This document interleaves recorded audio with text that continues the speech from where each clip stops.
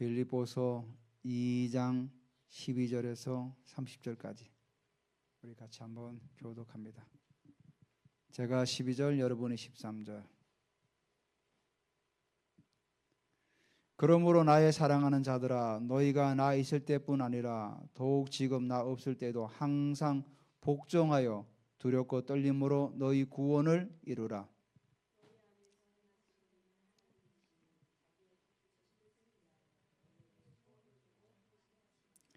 모든 일을 원망과 시비가 없이 하라.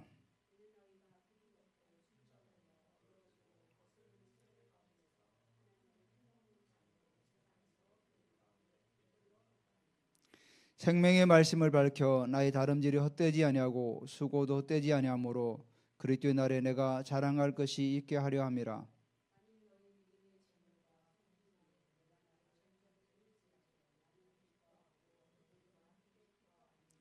이와 같이 너희도 기뻐하고 나와 함께 기뻐하라.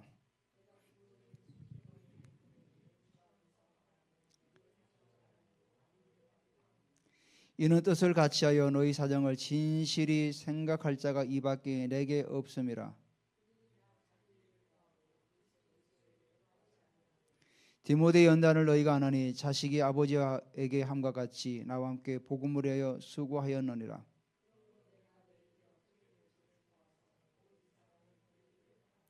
나도 속히 가게 될 것을 주 안에서 확신하노라.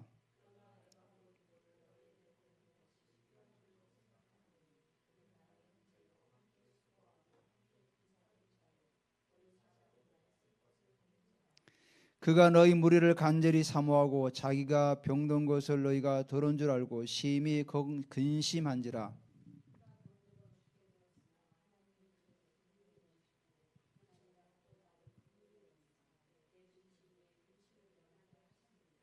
그러므로 내가 더욱 급히 그를 보낸 것은 너희로 그를 다시 보고 기뻐하게 하며 내 근심도 들려 함이니라.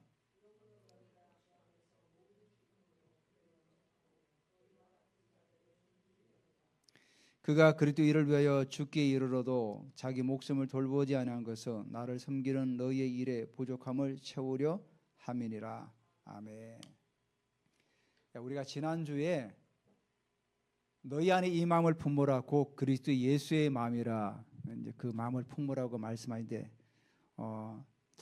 우리가 이 땅을 살아가면서 그리스도 예수의 마음을 품고 살아가는 게 너무나 필요한 것 같아요. 우리가 어떤 환경에 처하거나 어떤 상황이 있을지라도 우리가 그리스도 예수의 마음을 품을 때 우리가 더욱더 하나님 앞에서 믿음으로 나아갈 수 있습니다. 이제 계속 연결해서 우리가 소원을 두고 행하시는 하나님이란 제목을 가지고 우리 같이 또 말씀을 나눌 건데, 오늘도 여러분 이 말씀 가운데서 하나님께서 여러분에게 하시고자 하는 음성을 들으시기를 예수님의 이름으로 선포합니다. 12절에 그러므로 결론을 말하는 거죠. 나의 사랑하는 자들아, 너희가 나 있을 때뿐 아니라 더욱 지금 나 없을 때도 항상 복종하여 두렵고 떨림으로 너희 구원을 이루라. 바울이 빌립보 교회에 있을 때나 없을 때나 뭐라고 하죠? 항상 있을 때나 없을 때나 항상 두렵고 떨림으로 너희 구원을 이루라고 이렇게 말씀하고 있습니다. 우리가 보면은 예전에 우리가 어릴 때 보면은 부모님이 계시면 막 공부하는 척하고 없으면 또 TV 보고 막 그런 경우가 있잖아요. 어릴 때는 뭐 모르니까. 바울도 마찬가지죠. 내가 있을 때 너희들이 하나님 앞에서 막 열심히 하는 것이 아니라 내가 없을 때도 항상 똑같이 일률적으로 변함없이 이제 그렇게 나가라는 거죠. 여기 뭐라고 하죠? 두렵고 떨림으로 너희 구원을 이루라. 자, 이 말을 우리가 오해하면 안 됩니다. 내가 구원을 받았는데 또 뭐 구원을 어떻게 만들어 가야 되는가? 그런 의미가 아니라 우리가 예수 그를 통해서 구원을 받지 않았습니까? 십자가에 죽으시고 부활한 사실을 믿을 때 우리가 구원을 받는 거죠. 그래서 성경에서 사람이 마음으로 믿어 의에 이르고 입으로 시인하여 구원에 이른다 이렇게 말씀하죠. 자, 이렇게 구원받은 걸 신학적인 용어로 칭의라 그러죠. 의롭다 칭하다. 그래서 이신칭의. 그래서 믿음으로 말미암아 의롭다 칭한다. 그래서 이신칭이라 이렇게 말하죠. 우리가 믿음으로 구원을 받았기 때문에 그럼 우리가 그때부터 우리 가만히 있어야 됩니까? 하나님께서 이제 하실 거야. 나는 이제 가만히 있어도 돼. 그렇지가 않다는 거예요. 여기 나오죠. 두렵고 떨림으로 이 의미가 경외함으로. 우리가 하나님께 예배할 때 두렵고 떨림이라는 의미가 경외함이죠. 하나님을 우리가 존경하는 의미에서 두렵고 떨림으로 나가는 거죠. 무서워서 두렵고 떨림이 아니라 물론 하나님의 임재가 굉장히 강력하게 임하면 두려움이 올 수도 있대요. 그래서 주님 잠시만 좀 뒤로 물러주세요. 최한 목사님이 제가 책을 읽다 보니까 주님의 임재가 막 밀려오니까 막 약간 무섭더래요. 그러니까 주님 잠깐 좀 물러주세요. 또 사악하게 물러가시더래요. 그럴 수도 있지만 여기서 두려고 떨림은 경외함으로 존경함으로 이런 의미를 가지고 있죠. 자, 우리가 구원을 받아서 의롭다 칭했으면 그때부터 우리가 가만히 있어서 천국 갈 때까지 그냥 가만히 있어도 되는 게 아니죠. 여기서 이루라 이 의미는 뭐냐면은 성취하라, 애써 노력하라 이런 의미를 가지고 있어요. 이 말은 뭐냐면은 우리가 구원받은 그때부터는 우리가 거룩함으로 나아가야 돼요. 그걸 성화라고 하죠. 성화. 성화돼서 나가는. 거룩함으로 우리가 계속해서 전진해 나가는 거죠. 그 과정을 겪어 나가는 거죠. 마지막 단계는 영화로운 동계라고 하죠. 영화로운. 제가 학교 다닐 때 구원의 서정이라는 걸 배웠어요. 이게 뭐 어떤 시간적인 시차를 두고 행하는 것이 아니라 우리가 구원받는 어떤 그 여정을 말하는 거죠. 구원받았을 때 그 여정. 그래서 우리가 구원받은 그때부터 성화의 삶을 살아가길 부단히 노력해야 되는 거죠. 그래서 우리가 하나님 앞에서 거룩함으로 우리가 예전에 제가 계속 말씀드리지만 우리가 예수 믿고 구원의 믿음의 단계에서 그 다음에 성령 세례, 기름 부으심의 단계. 이 기름 부으심의 단계가 그냥 절로 오는 것이 아니라 우리가 더욱 주님과 친밀함으로 나아가면서 거룩함을 애쓰고 나갈 때 기름 부으심의 단계가 나가는. 그 다음부터는 어디죠? 그 위에는 영광의 단계가 있는 거죠. 더 친밀함으로 영광의 단계. 그 영광의 단계에 나가면은 보이죠. 그때는 영광의 단계에서는 때로는 우리에게 금가루가 떨어지기도 하고 그 주님의 임재를 직접적으로 몸으로 경험할 수 있는. 그래서 이에 막 크라운이 황금 크라운이 쓰이기도 하고 그런 것들이 바로 영광의 단계로 계속 나가는 거죠. 마찬가지 여기서 구원을 이루는 그 의미. 한번 구원받았으니까 이제는 잠잠고 가만히 있는 것이 아니라 계속해서 다음 단계 계속해서 전진하라. 그래서 13절에 나오죠. 너희 안에 행하시는 이는 우리 안에 행하신 성령 하나님께서 우리 안에 행하신다는 거예요. 너희 안에 행하시는 성령 하나님은 하나님이라잖아요. 자기의 기쁘신 뜻을 위하여 너에게 소원을 두고 원함을 두고 행하게 하시나니. 자, 우리 하나님께서 구원받은 우리에게 성령이 내주하시니까 우리 안에 행하시는 이 성령 하나님께서 자기의 기쁘신 뜻을 위하여 우리에게 소원을 두고 행하신대요. 하나님의 기쁘신 뜻이 뭡니까? 하나님께서 기뻐하시는 뜻이 뭡니까? 이 땅에 하나님의 나라를 확장해 나가시길 원하시는 거죠.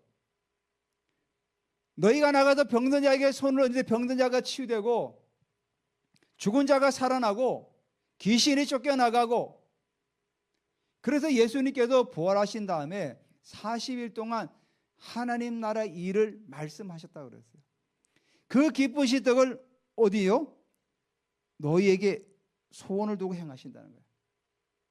우리 안에 하나님의 기쁘신 뜻을 위해서 우리 안에 두셨다는 거예요.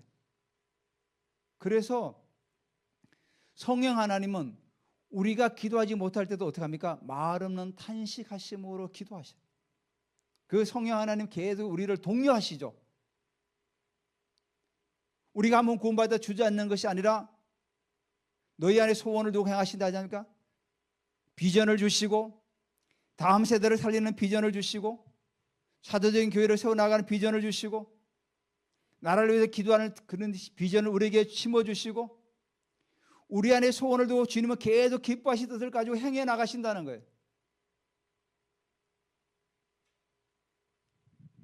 어떤 분은 이렇게 얘기해요. 하나님이 다 알아서 해야 돼 우리가 굳이 뭐 할 필요가 있느냐. 하나님께서 다 하시는데 우리가 왜 굳이 뭘 할 필요 있느냐. 그렇지가 않아요. 구원은 전적으로 하나님의 은혜죠. 근데 인간의 노력도 100%예요. 제가 하는 얘기 아니라 제가 신학교 다닐 때 교수님이 하신 얘기. 많은 사람들이 구원은 전적인 하나님의 은혜 100%라고 하는데 인간의 은혜도 100%가 필요해요. 근데 천주교는 이걸 반반 나눴어요. 하나님의 은혜 50%, 인간의 노력 50%. 그렇게 해서 구원을 받는다고 가르쳐요. 그건 잘못된 거죠. 에베소서 2장에 우리가 배웠잖아요. 공부했잖아요. 말씀 들었잖아요. 뭐라고 하죠? 너희가 그 은혜로 말미암아 믿음으로 말미암아 구원받으니 이것이 너희에게서 난 것이 아니요 하나님의 선물이라잖아요. 전적인 선물이 구원은 우리의 노력, 우리의 수고 개입되지 않은 거죠. 전적인 하나님의 은혜죠.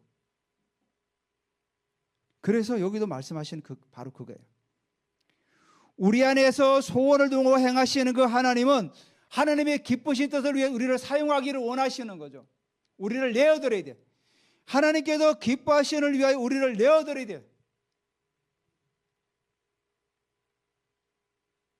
우리가 이 젊은 세대를 살리고 하늘나라 확장하기 위해서 하나님이 기뻐하시는 일에 우리의 삶을 내어드려야 되는 거예요. 바울이 그렇게 살았던 것처럼 우리 또한 그렇게 내어드리고 살아가야 된다는 거예요.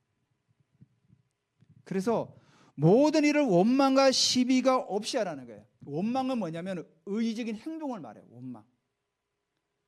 구약에 보면 이스라엘 백성들이 원망할 때 어떻게 그들이 행동했습니까? 당을 만들었죠. 이스라엘로 돌아가자. 아니 애굽으로 돌아가자. 그들이 가나안 땅을 보고 광야를 지날 때 얼마나 원망을 많이 했어요. 원망하면 항상 행동이 따라요. 그래서 원망은 의지적인 행동이 따라요. 그럼 어떻게 합니까? 하나님을 거역하고 결국은 자기들이 당을 만들어서 애굽으로 돌아가자. 우리는 애굽에서 마늘도 먹고 고기도 먹었다. 돌아가요. 그래서 원망이 무서운 거예요. 원망은 행동이 따른다는 거예요. 의지적인 행동이 따른다는 거예요. 그래서 우리가 어떤 일을 바라볼 때 원망하는 게 이게 너무 안 좋은 거죠. 우리가 이걸 깨달아야 돼요. 아, 원망하게 되면 결국 행동이 따르는구나. 나라를 원망하면 어떡합니까? 데모하죠. 따라간다니까. 시비는 뭐냐면 지적인 어떤 부분 행위예요. 옳고 그름을 따지잖아요. 시시비비를 따지다 그러잖아요. 시비가 바로 그런 의미. 여기서는 바울이 말하는 게 뭡니까? 원망과 시비가 없이 하라는 건 뭡니까? 너희가 하나님의 나라를 세워나가고 하나님께 너에게 소원을 두고 행할 때 원망하거나 시비가 없이 하라는 거예요. 원망하게 되면은 행동이 따르고 시비를 가르다 보면 어떻게 합니까? 결국은 분열되는 거죠. 분열. 그래서 15절 이는 왜냐하면이죠. 너희가 흠이 없고 순전하고 어그러지고 거스른 세대 가운데서 이 어그러진다는 말이 뭡니까? 어그러지다. 뭔가가 제대로 정렬됐는데 흐트러진 걸 어그러지다 그죠? 그리고 거스린다는 건 뭡니까? 뭔가가 어떤 그 법에 대해서 반항하는 의미가 있는 거죠. 그러니까 1세기 때 빌립보에 사는 그 사람들이 어그러지고 거스른 세대가 뭡니까?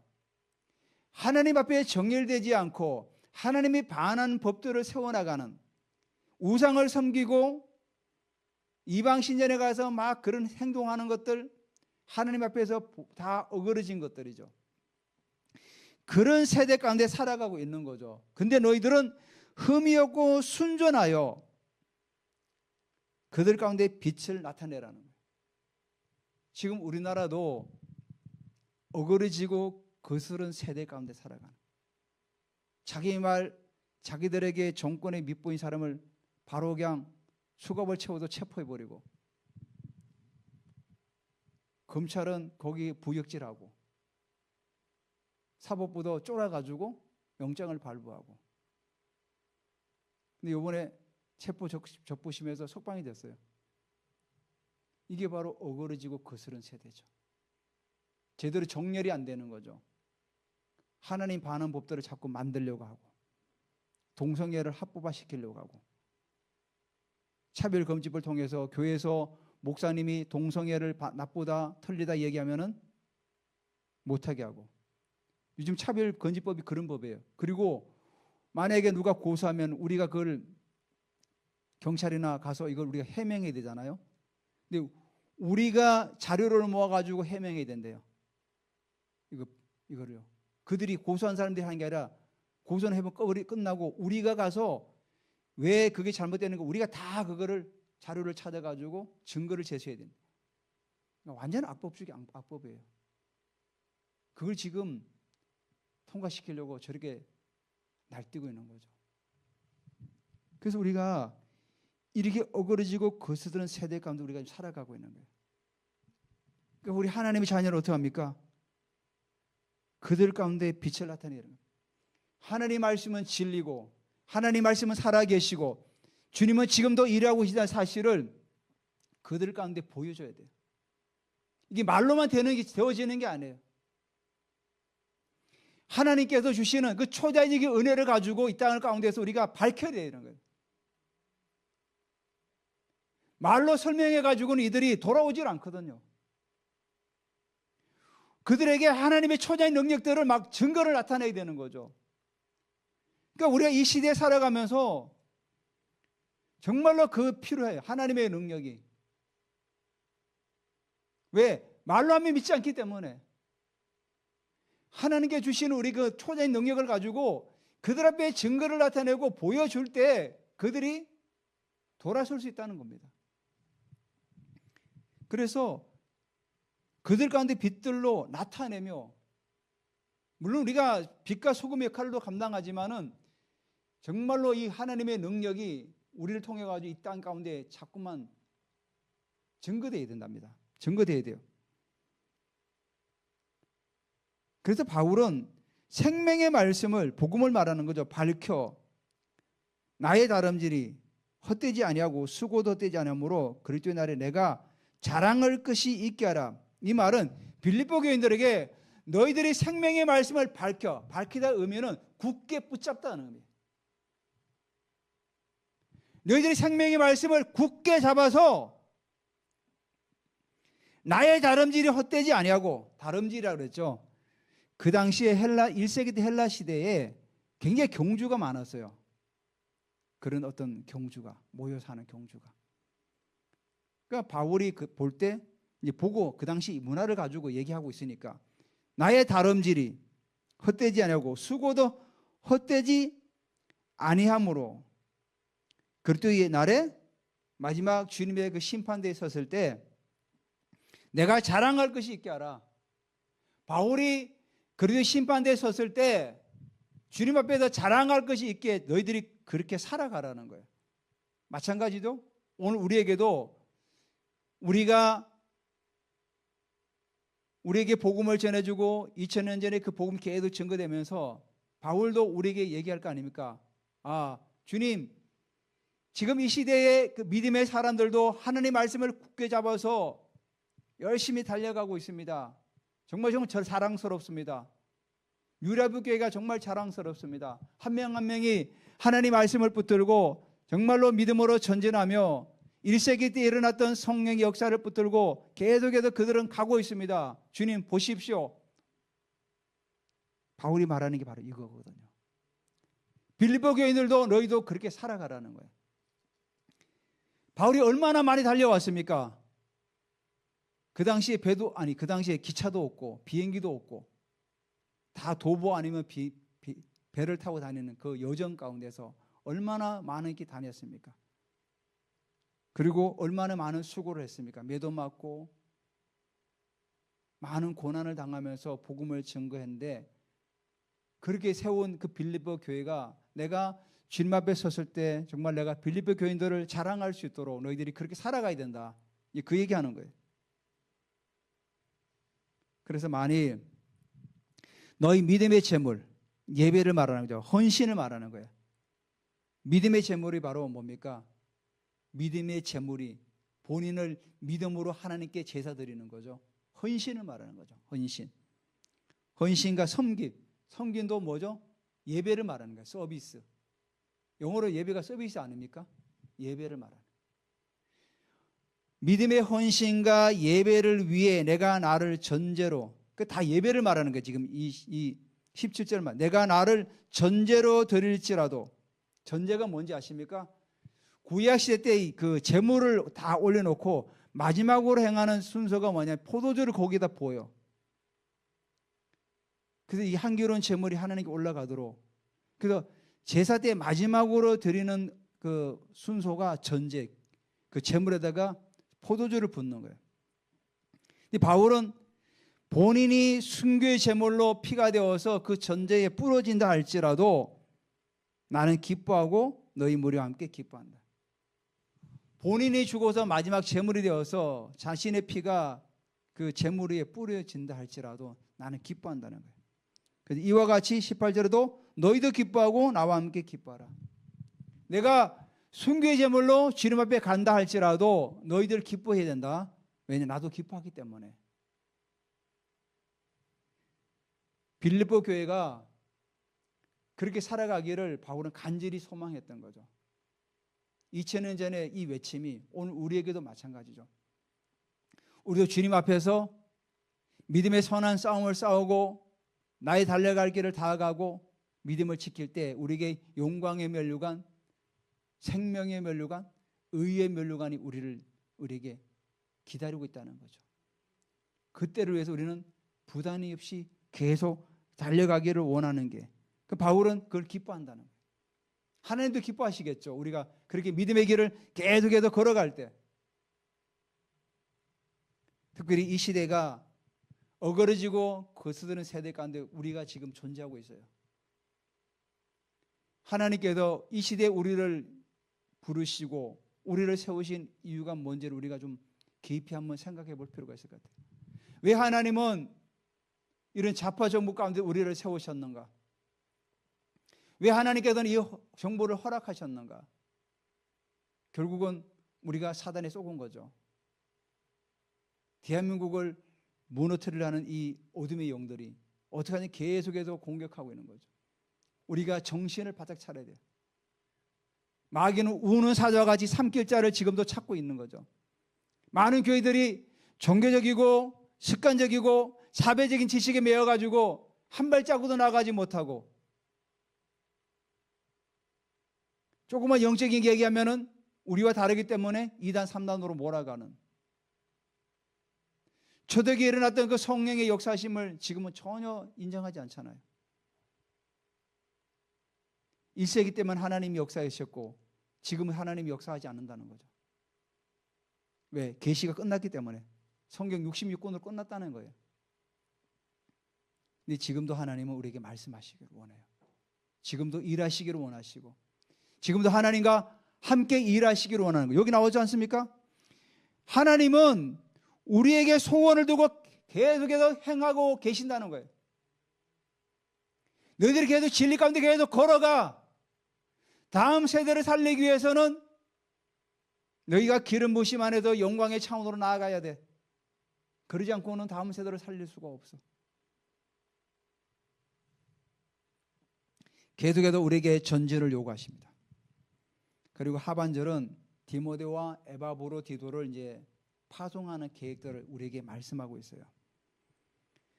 19절에 보면 내가 디모데를 속히 너에게 보내기를 주 안에서 바라며 너희 사정을 알므로 안위를 받으랍니다. 디모데라는 뜻이 하나님을 경외하다 이런 뜻을 가지고 있어요.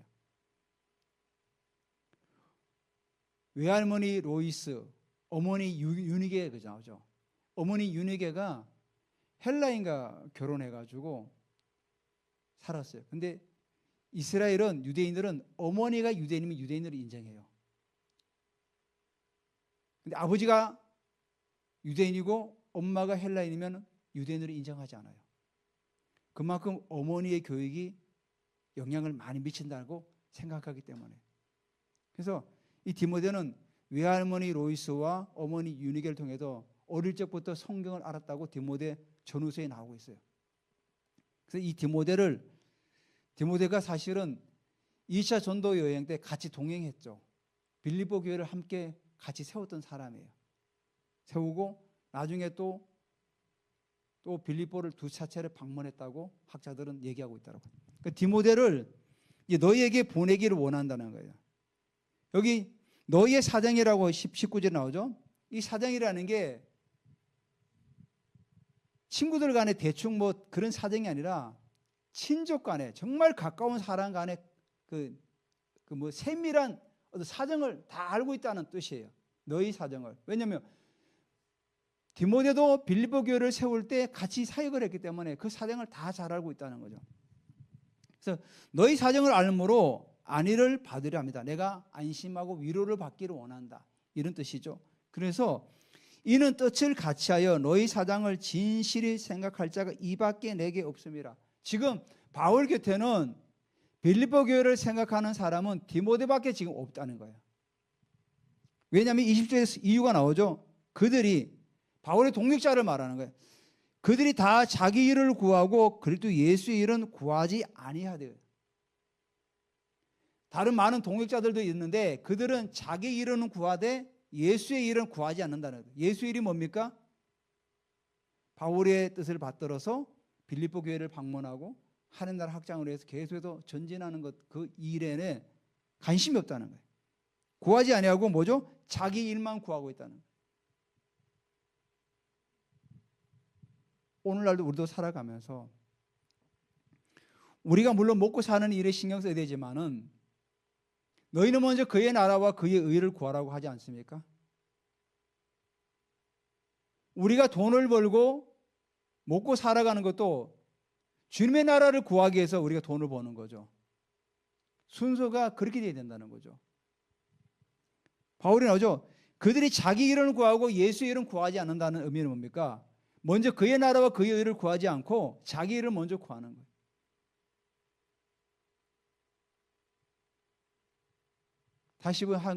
다시금 우리가 붙잡아야 되죠. 아, 우리가 하나님의 나라 일을 먼저 구해야 되는구나. 디모데의 연단을 너희가 22절에 너희가 아는 자식이 아버지에게 함과 같이 나와 함께 복음을 해 수고하였느니라. 그 당시나 지금이나 마찬가지로 아버지가 가업을 이어줄 때 자녀에게 가르치죠. 그 자녀를 데리고 다니면서 무역도 가르치고 다 가르치는 거 아닙니까? 근데 바울이 디모데를 자기처럼 물론 여기에 참 아들이라 그러잖아요. 디모데 전서에 나의 참 아들 디모데에게 편지하노니. 디모데 전서에 이렇게 기록하고 있어요. 디모데도 바울을 아버지처럼 섬긴 거예요. 여기 나오죠? 22절에 자식이 아버지와 함과 같이 나와 함께 복음을 해 수고하였느니라. 그러니까 디모데가 바울이 이제 나이가 있으니까 그 모든 걸 수발을 들면서 함께 전도 여행을 다닌 거예요. 짐도 지고 또 어린이집 자기가 먼저 수고하고. 그래서 디모데의 연단을 너희가 안다 이렇게 얘기하는 거죠. 아나니 자식이 아버지와 같이 나와 함께 복음을 해 수고한 자다. 그래서 23절에 그러므로 내가 내일이 어떻게 될지를 보아서 곧 이 사람을 보게내기를 바라고. 그러니까 재판의 결과를 말하는 거죠. 재판이 어떻게 될지 그거를 봐가지고 디모데를 보내겠다. 뭐 석방이 되든지 아니면은 순교로 사형을 언도받든지 그 결과를 내가 디모데 편에게 내가 소식을 전하겠다. 그런 겁니다. 뭐 바울도 나도 속히 가게 될 것을 주 안에서 확신하다. 그렇지만 내가 석방이 되면은 내가 너희에게 가는 것이 확신한다. 이 얘기하는 거예요. 그러니까 어쩌면은 내가 풀려나지 못할 수도 있고 풀려날 수도 있지만은 그래도 나는 너희에게 가기를 꼭 원한다. 또 바람이죠. 그러면서 나의 사정을 디모를 통해서 보내겠다.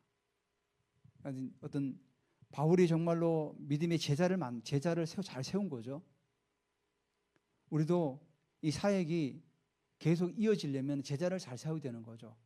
바울이 디모데를 세우고 디모데가 또 충성대자를 세우고 또 그 외에 다른 헌신대자를 세우는 것처럼 교회도 제자를 이렇게 세워나가는 게 정말로 중요하답니다. 두 번째로 이제 에바브로디도를 보내려고 그래요. 에바브로디도는 이름이 뭐냐면은 아프로디테에게 사랑받는 사람이에요. 아프로디테가 뭡니까? 아데미죠, 아데미. 그 당시 헬라 세계에서 이 이름이 굉장히 많았대요. 그러니까 에바브로디도는 헬라식 완전 이름이에요. 헬라 세상적인 이름. 이 에바브로디도는 본래 빌립보 사람이에요. 빌립보 교회에서 바울이 옥에 갇혀 있으니까 에바브로디도를 물질을 줘서 보내서 이제 빌립보 교회에서 물질을 모아가지고 에바브로디도 편에서 물질을 보내서 가서 바울 선생님을 사도를 잘 섬겨라 하고 이제 보낸 거예요. 그래서 보냈는데 여기 나오죠. 25절에 에바브로디도를 너희에게 보낸 것이 이제 바울이 다시 보내려고 하는 겁니다. 필요한 줄로 생각하는데 그는 나의 형제요. 형제는 뭐죠? 함께 복음을 위해서 애쓰고 수고한 자라는 거예요. 그리고 여기 나오죠. 함께 수고하고 함께 군사된 자요.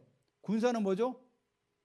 복음을 위해서 대적자들과 함께 싸우고 영적 싸움을 함께 싸웠다는 사람이라는 거예요.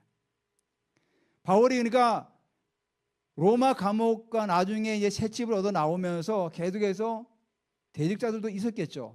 그들과 영적인 싸움에서 에바브로디도도 함께 싸웠다는 거예요.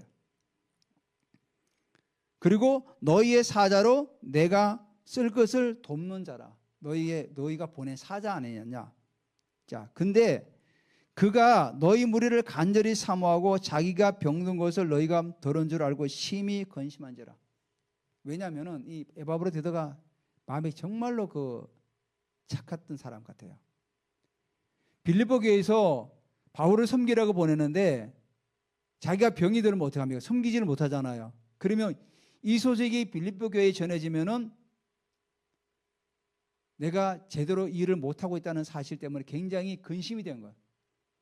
빌립보 교인들이 나를 보내서 바울을 섬기라고 했는데 내가 병들어도 섬기지 못하면은 소식을 듣게 되면은 그들이 얼마나 많이 아플까. 그러니까 자기도 이게 굉장히 근심이 된 거예요. 그래서 26절에 너희 무리를 간절히 사모하고 자기가 병든 것을 너희가 들은 줄 알고 심히 근심한지라. 이 의미가 바로 그런 의미예요. 20절에 그가 병들어 죽게 되었으나 생사를 오갔답니다. 에바브로디도가 그냥 자기 몸을 돌보지 않고 바울을 섬기고 대적자들하고 영적인 싸움을 싸우고, 영적 싸움을 싸우는데 어떻게 싸웁니까? 칼 들고 싸웁니까? 금식하고 자기 몸을 쳐서 복종시키고 그들이 악한 말에도 또 받아주고, 그러니까 자기 몸을 다 상해버린 거예요. 그래서 하나님이 그를 긍휼히 여기시고 긍휼히 여기서 그를 살리신 거죠. 하나님께서. 그뿐만 아니라 나를 긍휼히 여기사 내 위에 근심을 면하겠다. 에바브로디도가 병들었지만 죽게 되었지만 하나님께서 기적적으로 그를 살리셨다는 거예요. 그러므로 내가 더욱 급히 그를 보낸 것은 너희로 그를 다시 보고 기뻐하게 하며 내 근심도 들게 함이라. 자, 내가 이제 에바브로디도를 너희에게 보내서 그가 가서도 성도들을 만나서 기뻐하고 그걸로 인해 가지고 내 근심이 이제 면하게 된 걸 그 얘기를 하고 있는 거죠. 자, 이러므로 너희가 주 안에서 모든 기쁨으로 그를 영접하고 또 이와 같이 자를 존귀 여기라. 이제 에바브로디도를 기쁘게 받아들이고 에바브로디도를 정말 존귀. 옛날처럼 아니, 이제는 에바브로디도는 군사요, 나의 형제요, 함께 동역자라는 사실을 그들에게 말씀하고 있는 거죠. 그가 그리스도의 일을 위하여 죽기에 이르러도, 나오죠 여기요? 그리스도의 일을 위하여 죽기에 이르러도 자기 목숨을 돌보지 않은 것은 나를 섬기는 너희의 일에 부족함을 채우려 함이라. 빌립보 교인들이 바울을 직접 섬길 수 없었지만은 에바브로디도가 그 일을 섬겼기 때문에 그가 죽기에 이르러서도 그 일을 소홀히 하지 않았다는 거죠. 오늘 우리가 이 말씀을 한번 정리하면은, 바울은 빌립보 교인들을 향해서 두렵고 떨림으로 너희 구원을 이루라 했어요. 그 구원은 우리가 영적으로 계속해서 성장해 나가라는 거예요. 한 자리에 머물러서 침체있지 말고 계속해서 믿음의 단계, 기름 부음의 단계, 영광의 단계, 성화, 영화의 단계가 계속해서 전진하라는 거예요. 머물지 말라는 거예요. 계속해서 전진해 나가라. 두렵고 떨림으로 계속해서 전진해 나가라. 왜냐? 너희 안에 소원을 두고 행하시기 때문에. 하나님은 우리 안에 하나님의 기쁘신 뜻을 우리에게 소원을 두고 하나님은 우리를 이끌어 가신다는 거예요. 우리 안에 다음 세대를 살리고 사도적인 교회를 세워나가고 이 어그러지고 거짓 세대 가운데도 복음의 빛을 발하고 진리를 사수하며 나아가는 그 소원을 두고 행하시는 하나님이기 때문에 계속해서 낙심하지 말고 믿음을 가지고 전진해 나가라. 왜? 내가 그리스도의 심판대에 섰을 때 자랑할 것이 있게 하라. 바울이 그리스도의 심판대에 서가지고 우리를 자랑할 거 아닙니까?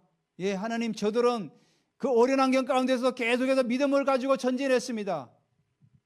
그리고 디모데와 에바브로디도를 바라보면서 우리가 하나님 앞에 어떻게 헌신해야 되는 걸 보여주죠.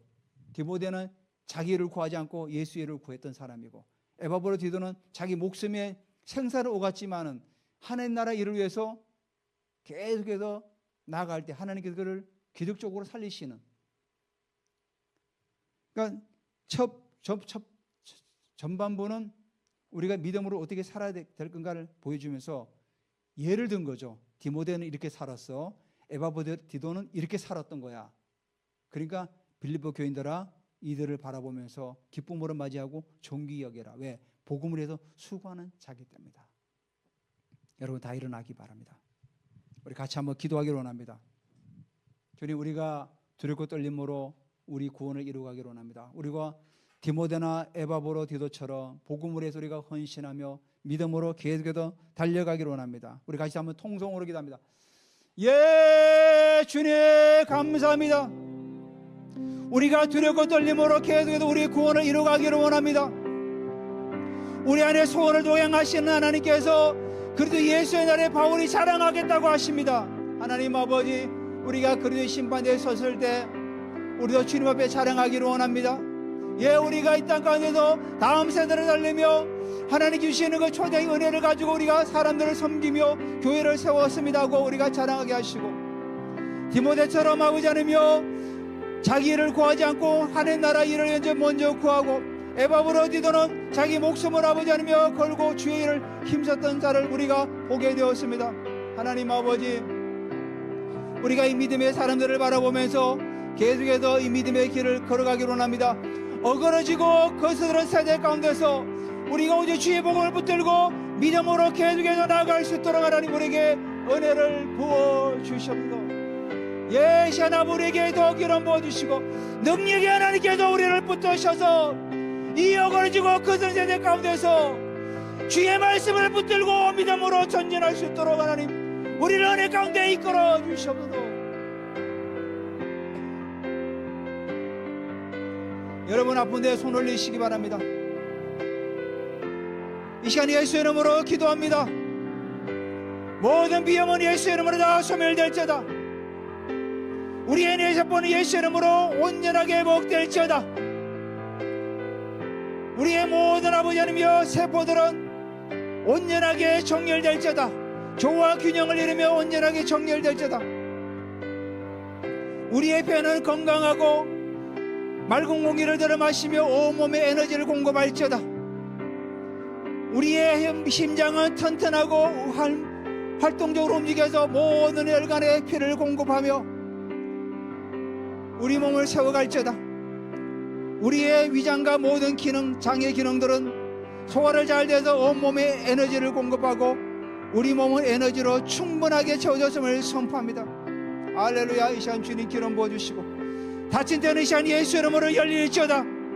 십자인 데는 다 온전히 회복될지어다. 고혈압은 예수 이름으로 다 낮춰질지어다. 피곤은 예수 이름으로 떠나갈지어다. 주님 이 시간에 기름 부어주시옵소서. 치료의 기름을 부어주시옵소서. 우리 예수님께서는 나를 믿는 자는 내가 하는 일 그도 할 것이고 나보다 더 큰 일도 하리라고 말씀하지 않았습니까? 이 시간 주님의 능력이 임함을 선포합니다. 주님의 능력이 임함을 선포합니다. 감사드립니다. 감사드립니다. 예수님의 이름으로 기도드립니다. 아멘.